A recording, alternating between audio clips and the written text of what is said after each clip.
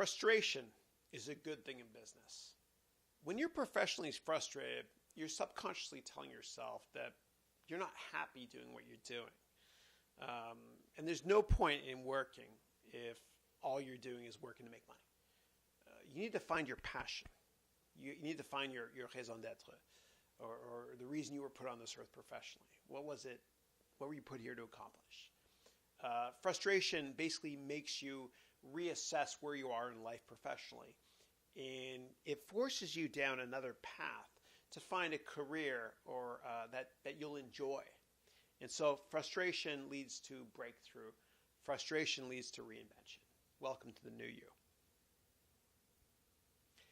I want to talk a little bit about Derek Jeter. My son is a big Yankees fan. I'm a big Toronto Blue Jays fan. He's a Yankees fan only because he was born in New York City. The Yankees are big rivals to my Toronto Blue Jays. But I'm cool with him liking Derek Jeter because Derek Jeter is an amazing role model. He's amazing. And so for those of you that are not familiar with Derek Jeter, he's one of the best baseball players of this current era. And the reason Jeter was very successful is quite simply not just because of his athletic abilities or the fact he was very confident, but his parents from a very young age made him do something. They made him write down his goals every year from a very young age. And his goals, he had to write down 10 goals on a piece of paper and submit it to his parents. It was called a contract. And I do this with my kids now too. And basically, this contract is pretty simplistic. And it's something along these lines. I will only get A's and B's in my courses. I will do my chores. I will clean up my room. I will practice baseball. I will be respectful to my parents.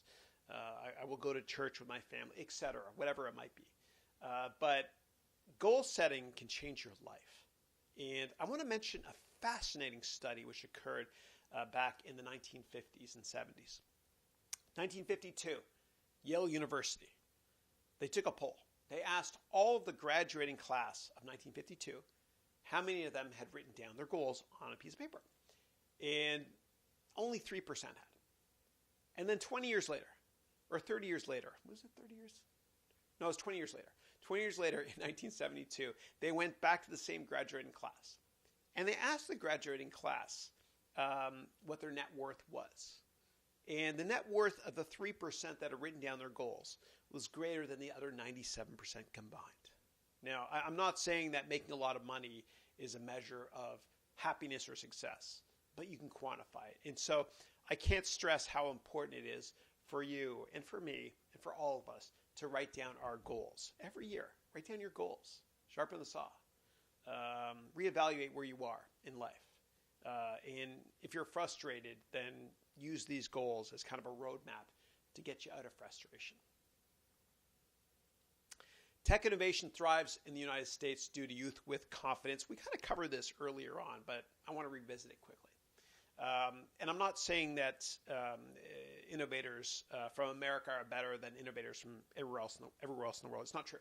In fact, most successful entrepreneurs in the San Francisco Bay Area in the tech industry were born overseas. 60% of entrepreneurs in the Bay Area were born overseas. And what happens is, I remember when I was a kid reading about America and hearing that American students, whether or not they were born in this country, are 50th in the world in math or 50th in the world in sciences. But American students, and I can really vouch for this because I'm a professor at a couple of Bay Area schools, American students, whether or not they were born in this country, are number one in the world in confidence. And confidence is the most important economic indicator that nobody talks about, in my humble opinion. And with confidence comes the ability to sell a dream, sell a vision, be optimistic, change the world, change an industry, putting a dent in the universe. I want to quickly also talk about Amazon Web Services because it's the most important tectonic technology shift or platform in the world today. And it's going to be very important to all of us from an investment perspective, whether or not you invest in technology companies or not. It's important. You all use Amazon Web Services. You just don't know it. And so before I go into AWS or Amazon Web Services, I'm going to talk about platforms. The best investments in history are the ones where you can invest in platforms. What do I mean by that? Well, if you own the roads, you charge the cars. and the toll booths.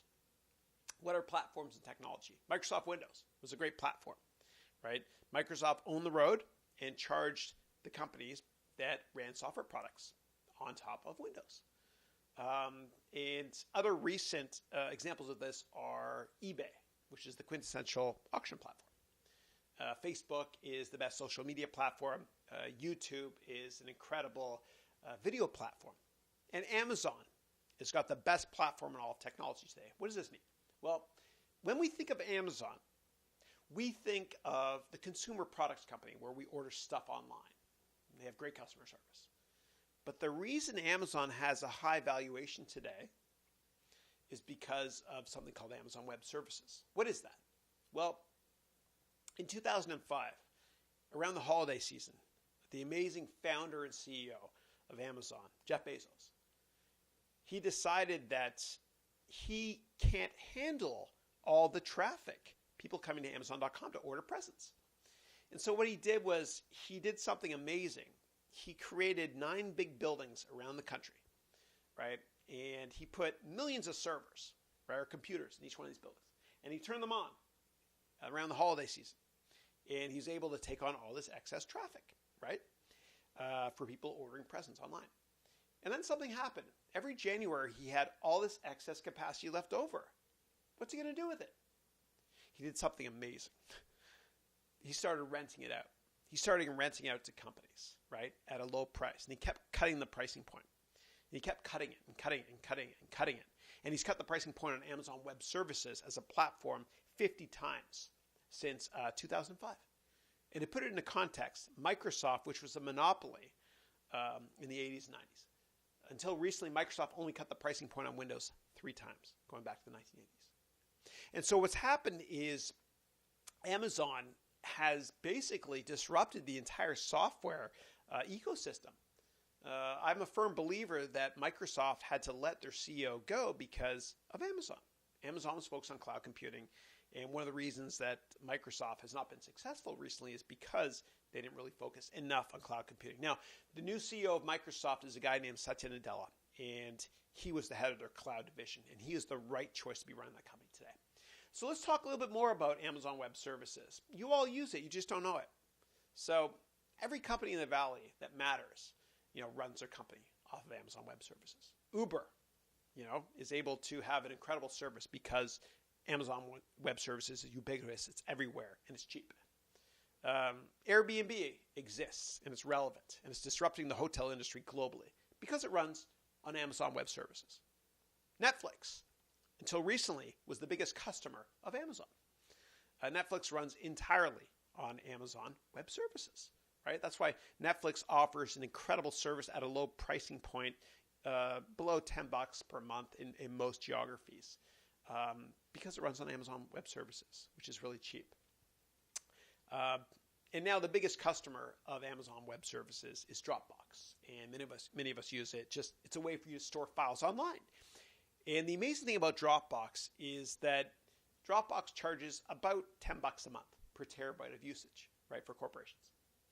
And Amazon only charges Dropbox a penny per month for that terabyte. And you know what? Amazon is incredibly profitable on that one penny.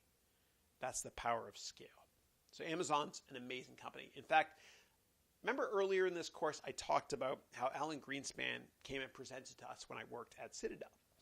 And Greenspan basically spoke about how you had a great deflationary environment in this country and globally in the late 80s, early 90s. You had amazing robust growth in the 90s because the Berlin Wall fell, and you had all this very intelligent and capable, high-quality labor from Eastern Europe moving west.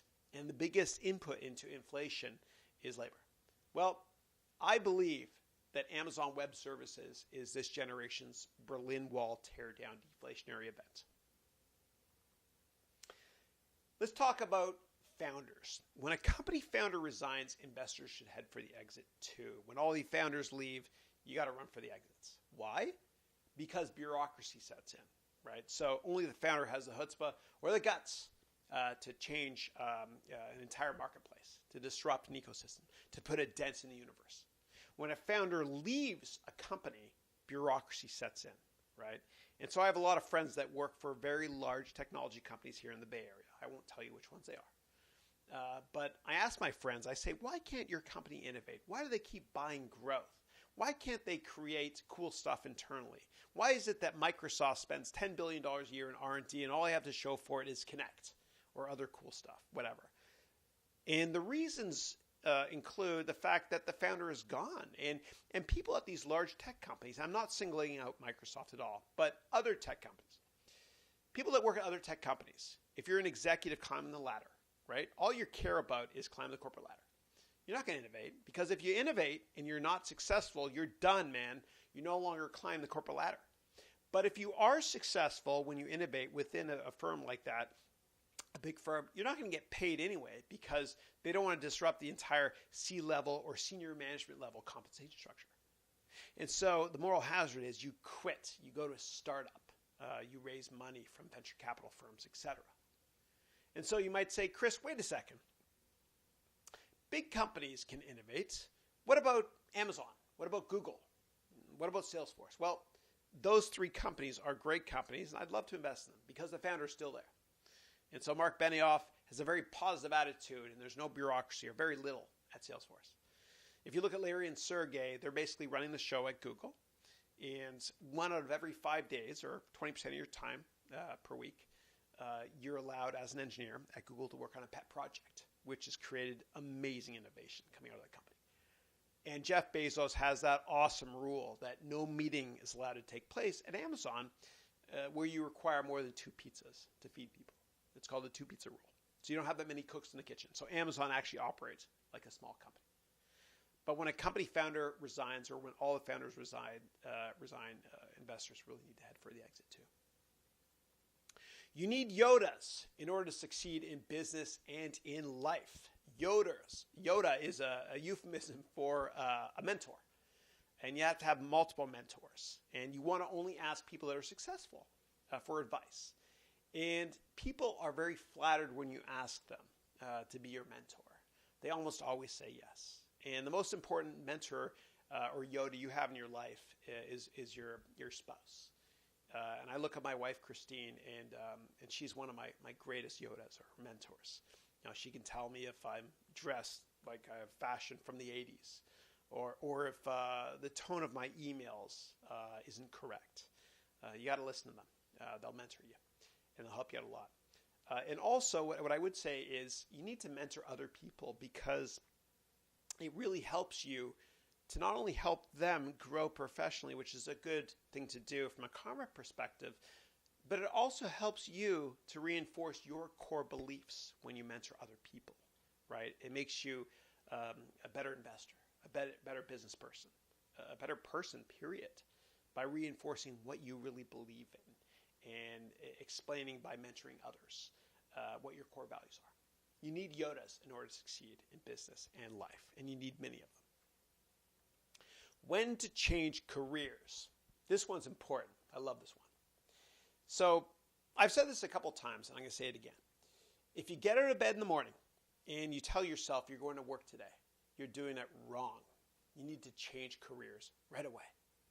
You need to find out what you're passionate about in life. What is the reason you were put on this earth to do professionally? What is your raison d'être? What drives you? What do you enjoy? Don't ever do anything for money. Do it because you love it. And I promise you, the money will always come. Okay, so it's very important when you're frustrated professionally to change careers. Okay, keep reinventing yourself. And the best way to do this, to change careers, is by networking. And we've covered this several times in this course. Use LinkedIn. Set up informational meetings. Talk to as many people as you can in the industries or companies you want to work at. And get advice from them. Ask for help. Remember, the Steve Jobs video. Search for Steve Jobs Ask in YouTube. Ask and you shall receive. And keep asking people that work at companies you want to work at for help on how to change careers. I've done this several times. I was miserable in a couple industries I worked in, including the hedge fund industry, which I hated because it was very short-term focused. And I reinvented myself and got into the venture capital industry, which I love. I don't have a job now. I have a passion. So let's do this. Now, I want to finish off this course with a session And I want you to please, please, please do me the favor of doing this. I want you to please write down your 10 business goals right now, okay, for the next 10 years. And I don't want you to be conservative, okay? I want you to think outside the box and be very aggressive, okay? And set your goals very high, very high. And remember we talked about the Yale study? If you write down your goals, the percent chance of you achieving these goals is very, very, very high, okay? Please pause this right now and write down your 10 goals you're going to achieve in the next 10 years, and then come back to me. Okay, I hope you wrote down your goals. I trust you did. So you're going to embark upon an amazing journey over the next decade to achieve your business goals. And I want to talk about this for a second because you're going to get to a point where you're working on achieving a goal. And when you first set out a business goal, you can see the top of the mountain, okay? And that's an analogy for your goal. There's the top of the mountain. Okay, I've got 10 years to achieve that goal. And you're going to start walking closer to the mountain. And you're getting closer. You're getting closer. You're getting closer. And it's awesome. A couple of years into it, you're getting closer to your goal, okay? But you're going to reach a point where you can't see the top of the mountain anymore. And you become disillusioned. And you start deviating, your pace slows, and you start zigzagging. And I want you to remember that the reason you can't see the top of the mountain anymore is because you're halfway up the mountain and you just can't see it. But I promise you, you're getting closer to it. Please write down all of your goals and update them at least every year and carry them with you in your pocket or on your PDA or whatever it is. Like what I do is I actually write down my goals in the calendar section on my iPhone. And I repeat that calendar entry, which I put as private because I don't want other people in my company seeing it. But I repeat that entry daily. So I see it every morning. Goals. Update your goals often, and I promise you, you'll achieve them. You'll surprise yourself. Ask, and you shall receive. So I want to finish off this course by thanking you again. But I want to finish it off with what I first started talking about in the first class, which was the 3 qualities that the best entrepreneurs have. They're incredibly passionate. They're very optimistic, and they believe that David always beats Goliath, or small companies or small groups of people can always beat big companies. Be incredibly passionate about whatever it is you do or are going to do. I want you to also, just repeat that quote to yourself that Confucius said, which is, find an occupation you love and you'll never work a day in your life. Okay. I want you to be optimistic, incredibly optimistic, and hang out with people that are very optimistic as well. You can achieve anything you want to in life if you set your mind to it. Whether or not you think you can achieve something, you're right. Positive attitude works. And lastly, just remember that small companies win. Small companies can change the world. Please, please, please do what you're most passionate about in life. Thank you very much for your time and for your commitment.